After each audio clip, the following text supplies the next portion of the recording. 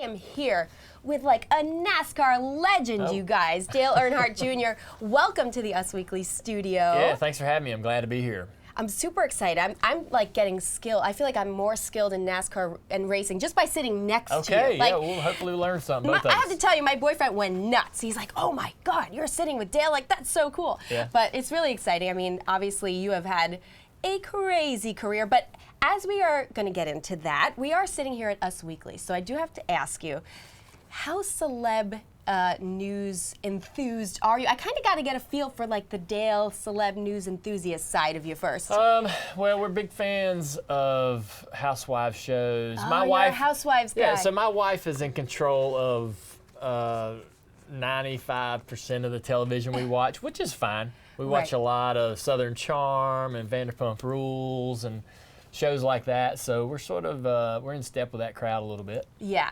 So do you have a favorite housewife? Or is it like more, is it Amy's thing, or do you just watch along? I watch or? with her. I like Housewives of Atlanta. That's probably my favorite of the housewife shows. There's a couple of them that are pretty good. And but Vanderpump Rules is really Southern Charm and Vanderpump Rules both, but Yeah, Vanderpump yeah. Rules has been our go-to for many years. And Southern Yeah. Charm is just down the street. That's in Charleston. I So know. You're like friends with them, right? yeah, we've had a dinner with Patricia and the gang and gotten to hang out with chefs a few times and meeting everybody. It's been really fun to kind of meet those folks. They are who they are. You know, Right. the show that you see on TV, that's them in real life. And Yeah. the great thing, most reality shows, none have really been local. Right. In a sense to North Carolina and Charlotte, where I'm from. So to have a show out of Charleston, it feels like, wow, I can drive down there. This is in our backyard. It's really cool. Yeah, exactly. So did you get a chance to catch the premiere? Because they just premiered. I did, yeah. Yeah. It was a lot of fun. I'm glad it's back on. You know, Yeah. we can't wait for those shows to ramp back up. Below Deck, all those shows. I mean, and the great thing about it is they're kind of, when one goes away, another one comes back, and Yeah. there's always something great to watch. So here's my question. Will you be making your cameo on Southern Charm anytime soon? I don't think so. I've not. I mean, that sounds like, or seems like, It's so close it'd be to home. a lot of fun, don't it? I mean, wouldn't it be a Yes. lot of fun to be on a show like that? But maybe Shep and those guys would probably tell me, no, don't you don't know what you're getting yourself into. But Yeah. I think we all kind of wonder what living that sort of lifestyle would be like. And Right. But I'm a new father, husband. Yes. Priorities and responsibilities. I was going to say, do you give Shep like any advice, like to kind of settle down a little bit? And No, I think just hanging out with me and Amy showed him maybe, like what the future could be like for him. Right. I'm very, I love my wife, very proud of her and the change she's made in me. I see a lot of me and Shep when I was younger, and I'm like, hey man, look, this is, you can change, you can have, this relationship. And he's just not ready for it. He's having fun. Obviously, their show's blowing up, and he's Yeah. just having fun with that experience. And I don't blame him. I would do the same thing. Yeah.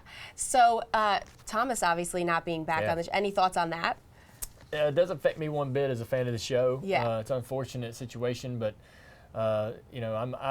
there's so many other great people part of the show, and we're going to keep watching. Yeah, keep on watching. All right, you guys. So we're here talking about something a little different for you. You haven't really opened up in the past too much about this, Yeah. but your journey to quit smoking. I know. Tell me a little bit about what's going on with that. So it was sort of I was a closet smoker. I mean, it was it was known in the industry as far as NASCAR in the garage from other drivers, media members, my family, friends. But outside of that, I wouldn't walk up and down pit road at the racetrack or in the garage with a cigarette in my hand. I just didn't do it in public. It wasn't something that I wanted everyone to know about. And I kept it that way for many, many years. And I would not have talked about this journey or my quit journey or any of that. I would not have needed to share that for any reason. I've been smoke-free or a non-smoker for over 6 years now. I'm grateful, happy that I don't have to go through that process as a father and a husband trying to quit. That Right. would be very difficult. Yeah. But I would never share that part of my life. Nicorette came to me a couple months ago, and they said they got this new product, a coated ice mint lozenge, that they want to promote and they want to share with the world, and they thought that my story might help them do that, and Right. that we might be able to help people quit. I didn't have this type of product when I was trying to quit. It would have made that process way easier. And, I know how much happiness that's brought me to be smoke-free. I want to be able to do that for other people. It's a great branding opportunity. It fits with, it's a genuine story, Right. and so it's easy to tell. And I like the product. I believe in the Yeah. product. And I got family that we are taking on this sort of taste test drive. Yeah, tell me about Yeah. that. All right, so I've got a cousin, Danny Jr., that has been trying to quit forever and can't get it done, can't seem to get it to stick. And so we get in the car and we go driving around and we talk about I talk about my experiences quitting and how hard it was. Talk about how he's wanting to make changes in his life. He's a new father and so forth, and it's something that he wants to get out of his system. And so I share, it's a taste test drive. So I share the new coated ice mint lozenges with him so he can try it. And maybe this is the tool that he needs in his toolbox to win this battle. And I think it'll give him a great advantage. Yeah, and you mentioned, being now a father and being with your wife, Amy, and Isla, who just celebrated her first birthday recently, right? Yeah, Not she too did. Too long ago. Tell me what it's like now. You're smoke-free, fatherhood, all this stuff. What happened around the first birthday? Anything special? She had a rainbow theme party, and everything was rainbows and colors, and just my wife decorated this this particular part of our house, and it was beautiful. And Isla just.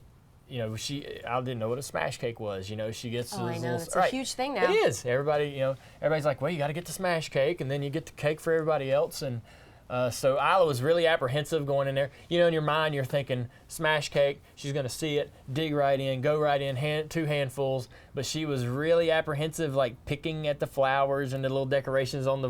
And it took her like 5 minutes to really kind of reach in there and understand to get dirty and get her hands dirty. So she was a little apprehensive at first. Yeah. She was. So maybe not as daring as you. Maybe not, but I love, who she's becoming. She's starting to get, at 13 months, she's starting to have a little personality, and she's engaging and playing back and forth. She's getting to where she's mimicking words we say. We'll say our pets' names. We got 2 dogs, and one's Junebug and one's Gus, and we'll be talking about them, and she'll repeat those names out of the blue, and it comes out of nowhere, and you're like, wow, you're so smart. She's just picking up on everything we do, watching all the time, and it's awesome, man. She's starting to have likes and dislikes. Forever they just do. They don't really have they don't really have a response to anything, and now she's starting to really become her own little person. That's awesome. What's the best part about being a dad to a little girl? Oh man, I wanted a little girl. I was hoping that we would have a little girl. I was so scared to have a son. Being a new parent, I didn't know whether I would be a very great parent, and how good I'd be at being a father. So I was nervous about that. And raising a son, I thought I'd be such an influence on him, and maybe I'd have my hands full, right? And my wife, I think so much of her and how amazing she is. I thought if we just had a little girl, that what could go wrong? Right. She's gonna do what she's gonna follow her mom's example and become like this other version of Amy, and that's kind of the way it's going. And I think the best thing about being a father for me, there's a lot of amazing things that happen every single day, and but the best thing is going in there in the morning. Isla's a very happy baby. She's excited when someone comes in there in the morning. She wakes up at 7 o'clock. She starts making noises, starts talking, cooing, and playing.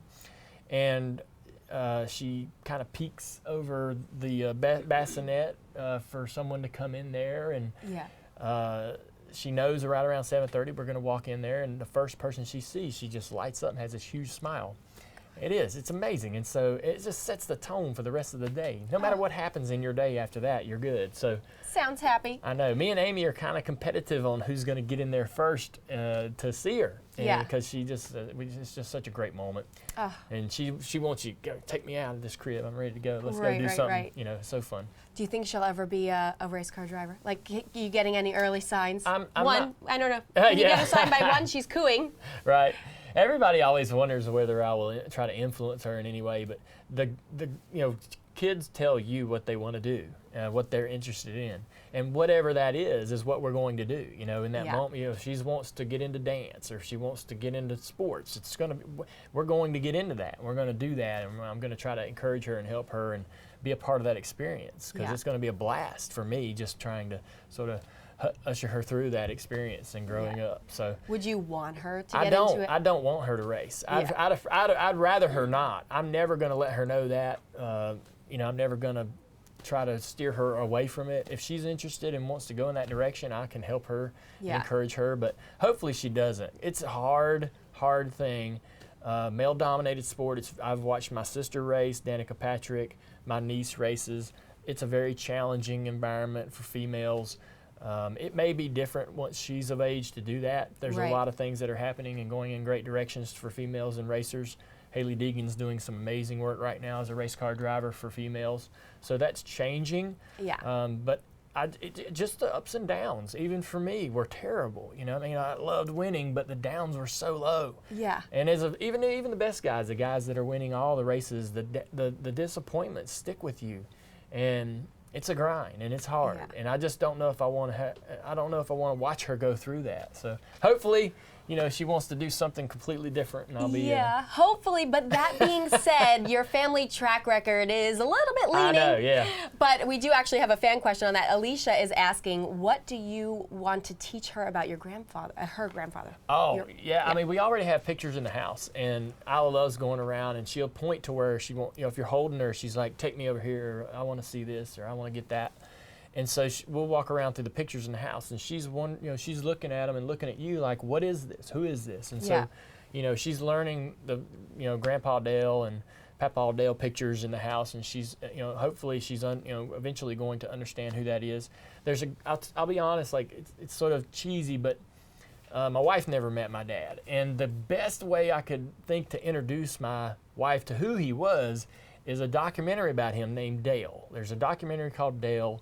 It's about the best thing that I could show you or anyone else to sort of help you understand who Dad was.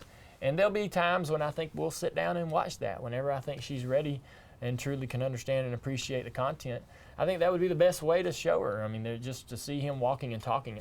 My grandfather, Ralph, my dad's dad, he passed away in '73 and I was born in '74, so I never met him. Yeah. And I remember the first time I saw a video of that guy. I mean, for years, all I saw were pictures. In like 1998, I saw my first piece of footage of my grandfather Ralph walking and talking, and the sound of his voice and the mannerisms in his face, and it just melted me. Yeah. And I watched my father watch it as well. He hadn't seen Ralph talk or move in 20 years. And we both it was this incredible moment.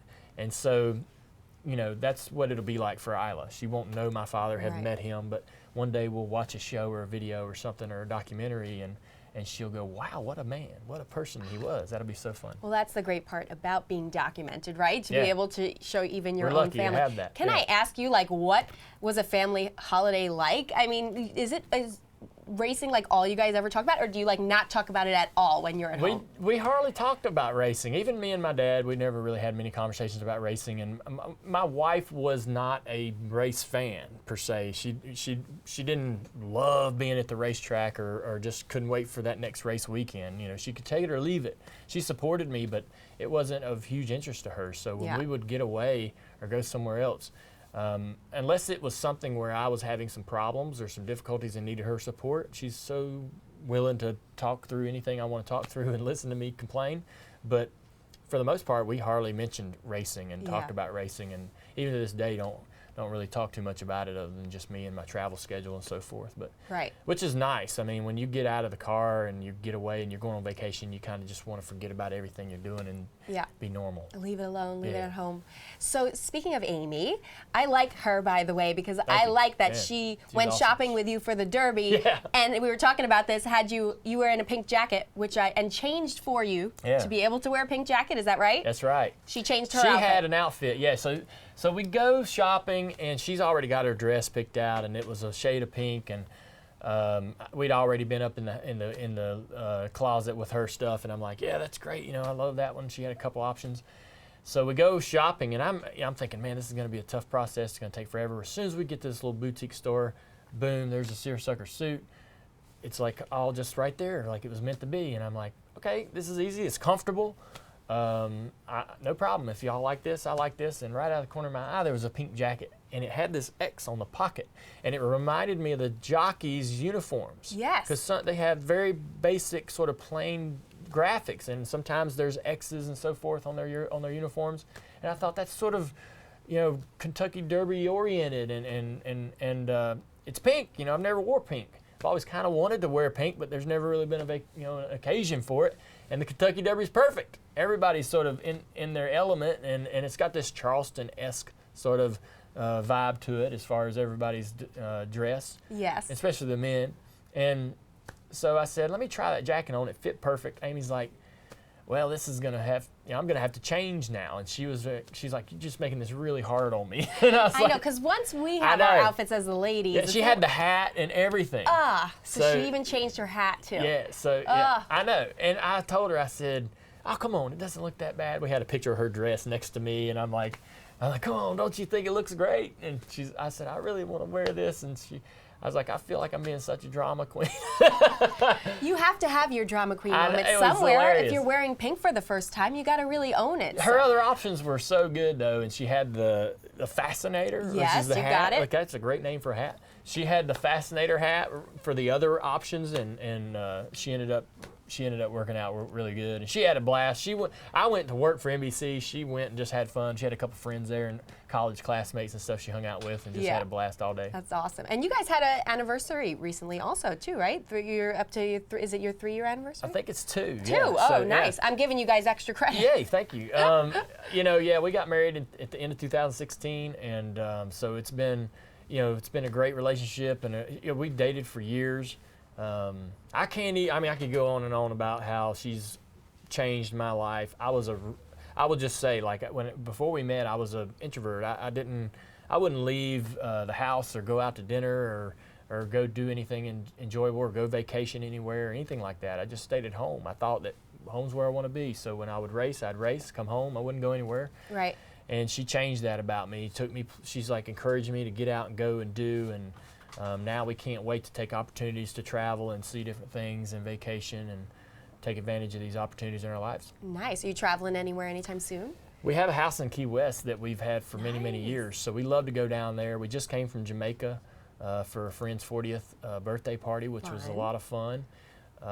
We've got a trip to Honduras coming up, so yeah, we're taking advantage of it. We went to Germany a couple times over the last several years. We'd love to go to England, and there's a lot of want to things on our list, and we'll just see what we can get to. A lot of bucket lists. Yeah. Speaking of which, I know, first of all, I feel like I know you already because I've been watching your podcast, which I love, so shout out to that. Tell me a little bit about that quick. It's called the Dale Jr. Download. Yeah. We do it every Monday. And it releases every Monday night. They edit it down to a TV show that is on Tuesdays at 5 p.m. on NBCSN. And so we've tripled our audience since last year. We're super proud of it. Thank you for saying that. Yeah, it's really fun. It's easygoing. It's really all about the room you're in. It's true. You got to have a cool room because that means everybody's going to have a good time when they get in there.